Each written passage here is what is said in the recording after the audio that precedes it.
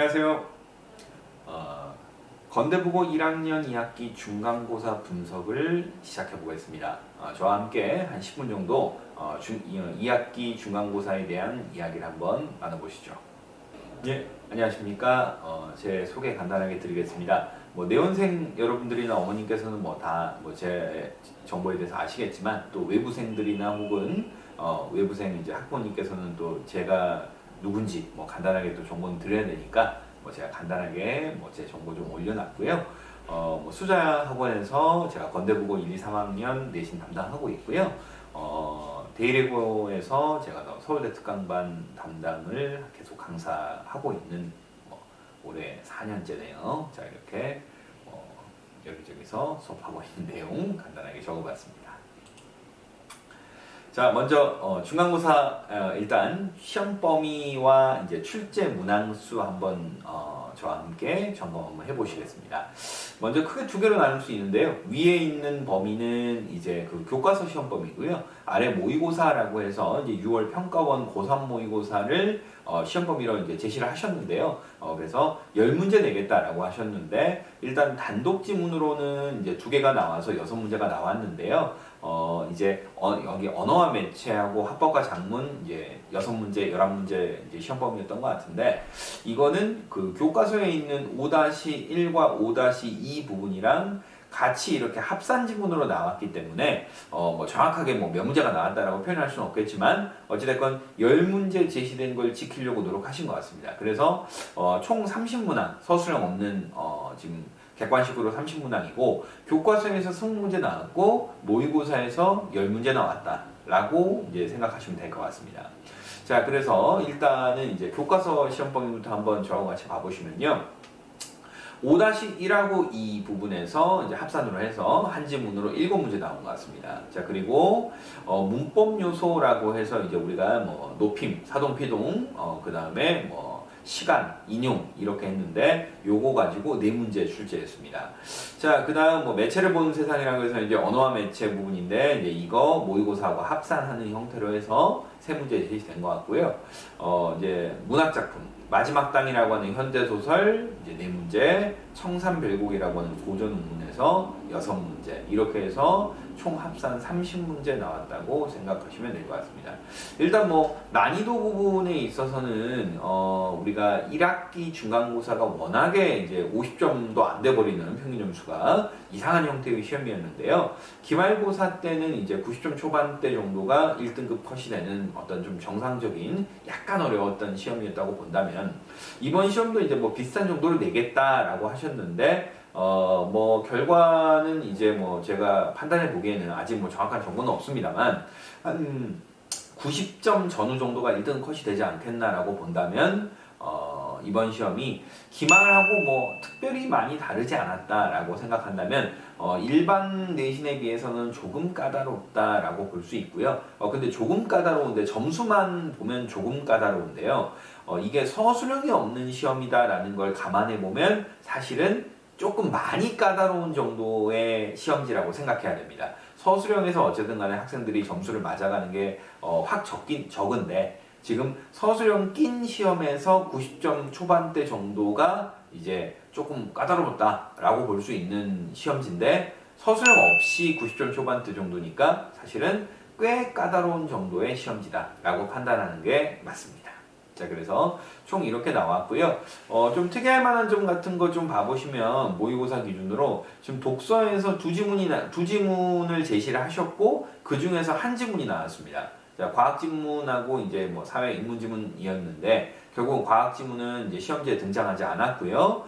이제 사회 지문이 나왔는데, 이제 문제는 지문을 그대로 사용하지 않았다는 겁니다. 그러니까 보통 일반적으로 내신 시험에서 모의고사 독서 이제 지문 같은 경우를 연계를 하겠다, 이제 그 시험 범위에 넣겠다라고 하면 지문은 그대로 넣고 이제 문제를 좀 바꿔서 내는 형식이 많은데요. 건대국어에서 지금 1학기 때도 한번 그랬고, 지금 이번에도 그랬고요. 지문을 그대로 쓰지 않고 주제나 이제 어떤 제재를 중심으로 해서 다른 지문을 이렇게 가지고 오셔서 시험지에다 출제하는 형식. 근데 어찌됐건 기존의 시험 범위에 있던 지문의 내용을 이해한다면 충분히 이해할 수 있는 정도의 지문을 던지고는 계시는데, 어찌됐건 그대로 지문을 사용하지 않는다라는 부분에서 굉장히 자사고나 외고 형태의 어떤 시험 출제를 하고 있는 거다라고 제가 말씀드릴 수 있을 것 같습니다. 뭐 문학지문 같은 경우는 현대소설이었기 때문에 본문과 좀 다른 내용, 충분히 이거는 원래도 일반고에서도 나오는 어떤 형태이기 때문에 별로 특이할 만한 점은 없었던 것 같습니다. 자, 그러면 이제 시험지 분석 저와 같이 챕터로 넘어가 보시겠습니다. 자, 이 시험지에 대해서 제가 조금 이제 어느 정도 정의를 좀 해보려고 한다면요, 이렇게 생각하시면 될 것 같습니다.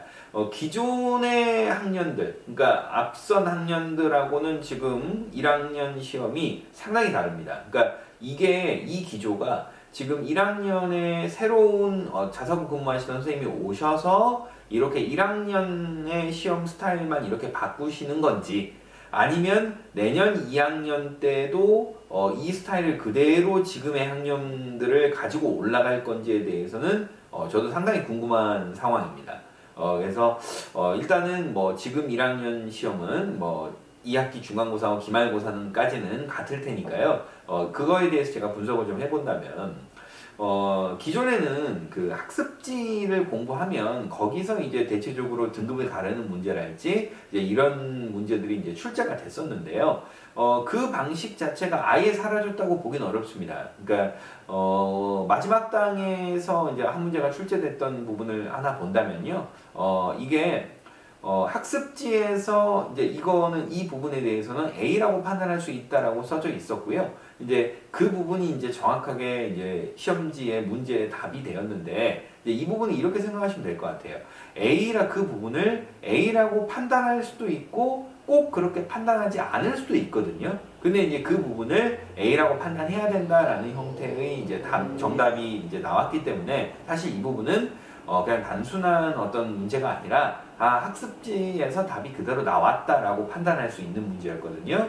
그런 거 보면 학습지에서 문제를 출제한다라는 것 자체가 아예 없다, 아예 그런 건 없어요 라고 얘기할 수는 없습니다. 그러니까 기존의 학습지에서 이제 문제를 출제하는 방식은 여전히 이제 그걸 쥐고는 있는데요, 예전처럼 거기서 다 등급을 갈라내는 방식은 아닌 것 같습니다. 이제 그런 부분에 좀 차이점이 생겼고요. 그래서 그럼 나머지 부분들은 어떻게 되느냐라고 했을 때, 이제 그런 부분들이 이제 좀 어렵게 업그레이드가 되는 느낌이 있습니다. 그래서 이제 그거를 제가 이렇게 표현해 보고 싶습니다. 자사고나 외고에서 내는 어떤 문제 형식을 조금 이제 사용하시는 것 같습니다. 이제 그런 부분, 그렇게 내는 것 같습니다.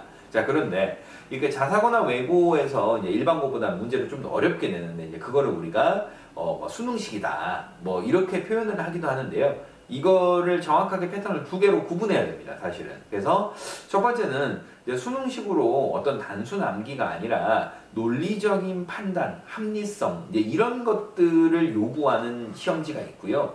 그 다음에 글자 수랄지 혹은 문제를 푸는 데 있어서 시간을 오래 끌게 해서 빨리 읽고 빨리 판단하는 사람, 이렇게 스피드, 속도라고 하는 개념으로 이제 그 등급을 가르는 형식이 있거든요. 그래서 이렇게 두 가지 형식을 제가 써놓은 거고요. 그런데 지금 건대국어에서는 어찌됐건 자사고 형식의 문제를 출제하고 있는데, 첫 번째 방식이 아니라 두 번째 방식입니다, 이 방식은. 그래서 수능식으로 어떤 합리적 판단력이나 이런 것들, 논리성을 요구하는 문제들은 아니고요. 글자 수를 무지막지하게 넣어놓고 또 시간을 굉장히 많이 끌게 하는 어떤 그런 형태의 문제들로 인해서 빠르게 읽고 빠르게 대답할 수 있는 사람이 좀 좋은 등급을 맞는 이러한 형태의 두 번째 형태의 자사고 형식의 문제라고 생각하시면 될 것 같습니다. 자, 그래서 이런 형식 어떻게 준비해야 되느냐라고 했을 때 저는 이렇게 대답하고 싶습니다. 대답은 간단합니다. 암기입니다. 그러니까 이게 단순하게 이해만 하고 문제를 풀러온 사람은 저 시험지를 제대로 다 읽고 답을 할 수가 없습니다. 그렇기 때문에 본문의 내용이 머릿속에 암기가 되어 있는 사람, 학습활동의 내용에 본문에 암기가 되어 있는 사람, 이 사람들은 조금 더 빠르게 문제를 풀어낼 수 있거든요. 그래서 결국은 제가 계속 강조했습니다. 시험 기간 때도 외워야 된다고. 자꾸 여러분들이 중학교 때 버릇을 못 버립니다. 나 이거 뭔지 알겠어. 그럼 넘어가야지. 아닙니다. 뭔지 알고 넘어가는 건 3등급 이하를 맞겠다는 얘기입니다. 3등급 정도까지 맞을 수 있을 것 같아요. 그게 아니라 고등학교 내신은 이해하고 이해한 것을 바탕으로 그것을 암기한다 라는 형태가 이제 굉장히 중요한 패턴이고요. 건대국어 같은 경우에는 그래서 이제 학습지를 암기한다 이해한 후에 라는 패턴이었는데, 지금 올해부터 지금 올해 1학년 친구들은 지금 학습지를 암기한다는 이제 플러스 알파로 이제 본문의 내용까지 암기해야 된다라고 하는 부분까지 제시를 하고 계시는 것 같습니다. 그래서 결국은 중요한 건 암기라는 거, 이런 부분에 해결책을 제시해 보려고 합니다. 자, 마지막 챕터입니다. 자, 어떻게 우리 시험 대비하느냐라는 거 얘기 좀 해봅시다. 자, 내원생들 같은 경우에는 이제 우리가 하는 것들을 다시 한번 상기해 보시면 될 것 같고요. 이제 외부생 분들 같은 경우에는 우리 학원은 이렇게 한다라는 부분 알면 될 것 같습니다. 자, 먼저 주말에 수업합니다. 주말 수업 때 제가 항상 뭐합니까? 여러분들이 이해할 수 있게 도와드립니다. 설명해 드리죠. 이거 어렵지? 이건 이렇게 하면 돼. 이거 피동 구분하는 거 어렵지? 이렇게 하면 돼. 자, 어떻게 합니까? 설명하죠. 자, 왜 설명합니까?